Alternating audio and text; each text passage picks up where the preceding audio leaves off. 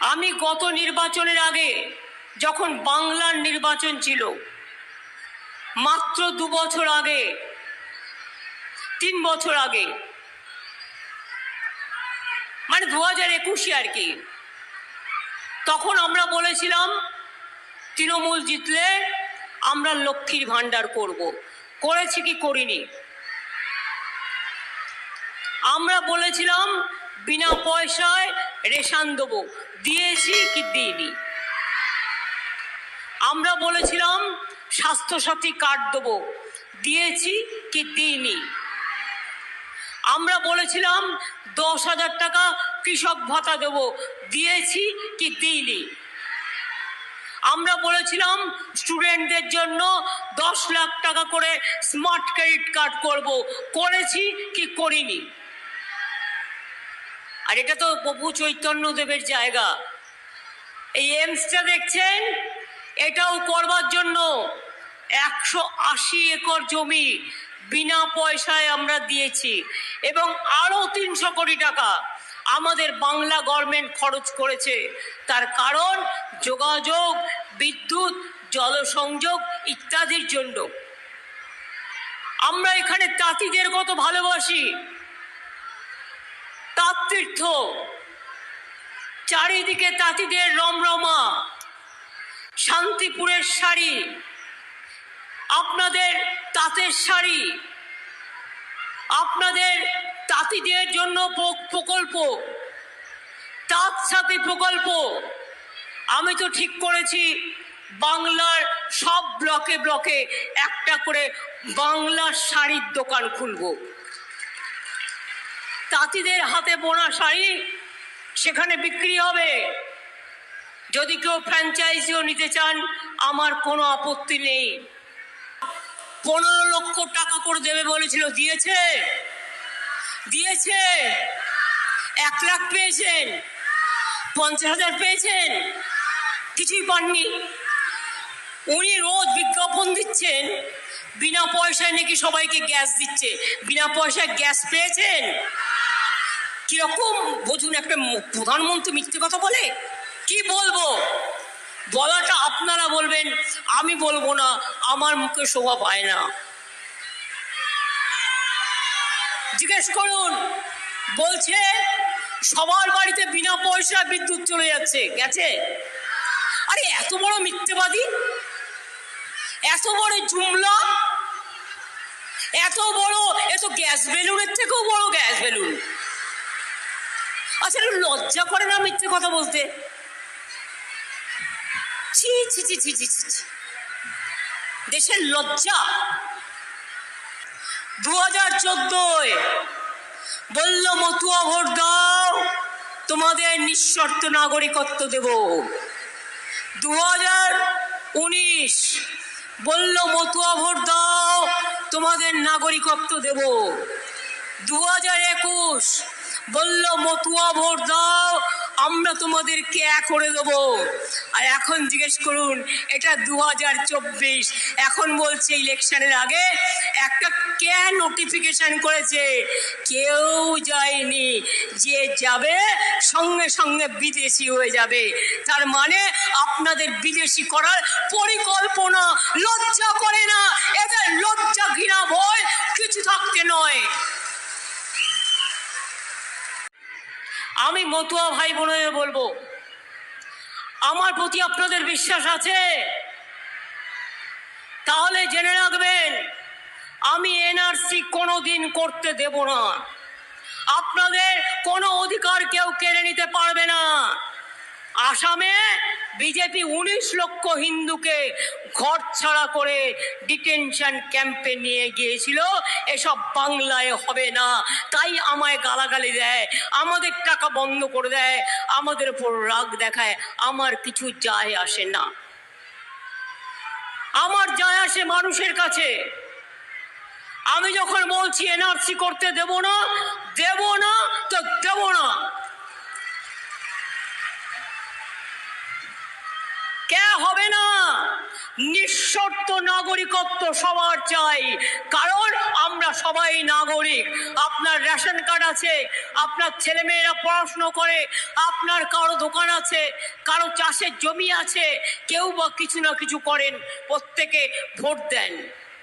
যখন ভোট দিয়ে প্রধানমন্ত্রী নির্বাচন করলেন, কই তখন তো প্রশ্ন আসেনি যে তোমাকে ক্যাতে অ্যাপ্লিকেশন করতে হবে, তুমি আমার ভোট নিয়ে গিয়ে প্রধানমন্ত্রী হয়ে গেলে।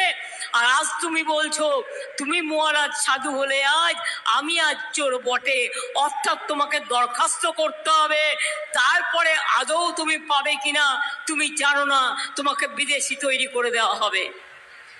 এই রাজনীতি চলতে পারে না। আসলে কি জানেন, সবাই ওদের ভয় পায়, ওরা চমকায় সবাইকে, ধমকায়, ইডি দেখায়, সিবিআই দেখায়, ইনকাম ট্যাক্স দেখায়।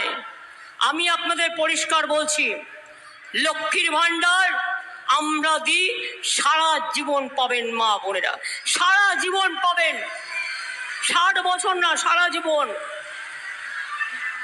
কৃষক ভাতা পাচ্ছেন, পাবেন। কন্যাশ্রী পেয়ে মেয়েরা এগিয়ে যাচ্ছে, যাবে। সংখ্যালঘুর ঐক্যশ্রী পাচ্ছে, পাবে। ওবিসিরা মেধাশ্রী পাচ্ছে, পাবে।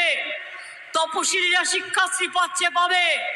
মনে রাখবেন, ক্লাস 9-এ উঠলে সবুজ সাইকেল পাচ্ছেন, পাবেন।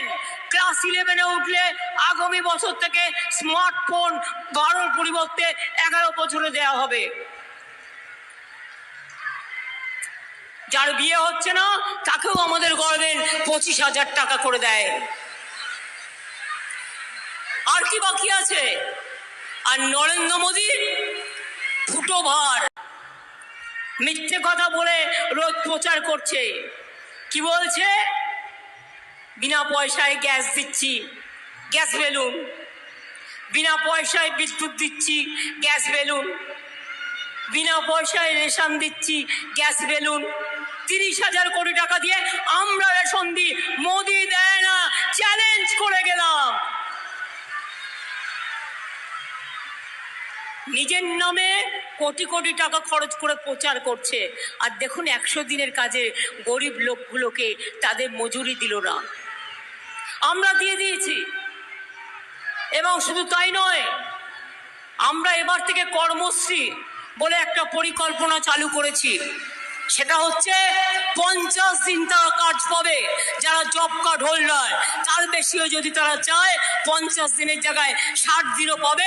এর জন্য টাকা পড়ে থাকবে না, এটা রাজ্য সরকার করবে। মাথায় রাখবেন, দিল্লির ভিক্ষে চাই না। 11 লক্ষ বাড়ি পড়ে আছে, দীর্ঘদিন ধরে করে দেয়নি। আর বলছে আমি 43 লক্ষ বাড়ি করেছি, আমাদের টাকাটা কি উড়ে গেল? সব তো আমাদের টাকা দিয়ে হয়েছে। তাই আপনাদের বলি, মনে রাখবেন, যদি রেশনটা উনি দিতেন তাহলে ওনাকে 2 বছরে 14,000 কোটি টাকা দিতে হতো, দেয়নি। 9,000 দেয় রাজ্য, 7,000 দেয় কেন্দ্র ফ্রি রেশনের জন্য, কিন্তু 2 বছর ধরে তাও দেয়নি। অর্থাৎ 16,000 32,000 কোটি টাকার সবটাই আমাদের দিতে হয়েছে। স্বাস্থ্যসাথী কার্ড বিনা পয়সায় আমরাই দিই। আমাদের চাষিদের ঘরের চাল আমরাই কিনি। মনে রাখবেন, নদিয়া জেলার একটা গর্ব আছে। রানাঘাট, চাকদা, গয়েশপুর, কল্যাণী থেকে শুরু করে নবদ্বীপ, কৃষ্ণনগর, এগুলো চৈতন্যধাম, শান্তির বাণী, শান্তির ধাম, শান্তির বাণী, এবং শান্তি নিয়ে এসছে শান্ত তীর্থে, পান্থ তীর্থে, বারবার মানুষকে আকর্ষণ করে।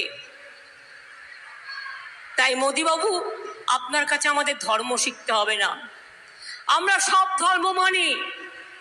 আপনি নির্বাচনের সময় হরিচাঁদ ঠাকুর করেন, আর নির্বাচন হয়ে গেলে পাত্তাও দেন না, কিন্তু আমরা সেটা করি না। আমরা প্রতিদিন করি। তার কারণ আমরা মনে করি সব ধর্ম যার যার সম্মানে, ধর্ম আমার মা, উৎসব আমার মা, এটা সবার জন্য, এটা মাথায় রাখতে হবে।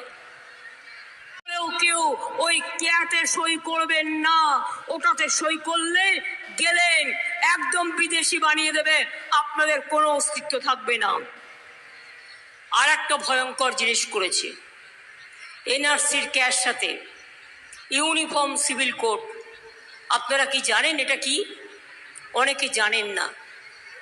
তপশিলীদের কোনো অস্তিত্বই থাকবে না, নমশূদ্রদের কোনো অস্তিত্বই থাকবে না, আদিবাসীদের কোনো অস্তিত্বই থাকবে না, সংখ্যালঘুদের কোনো অস্তিত্বই থাকবে না। আমরা মানুষ হিসেবে আমাদের কোনো অস্তিত্বই থাকবে না। এই দেশে শুধু থাকবে মধু আর বিধু। মধু মানে নাম্বার 1 আর বিধু মানে হচ্ছে নাম্বার 2। বুঝতে পেরেছেন কাদের কথা বলছি? বুঝেছেন তো? আপনারা যথেষ্ট বুদ্ধিমান।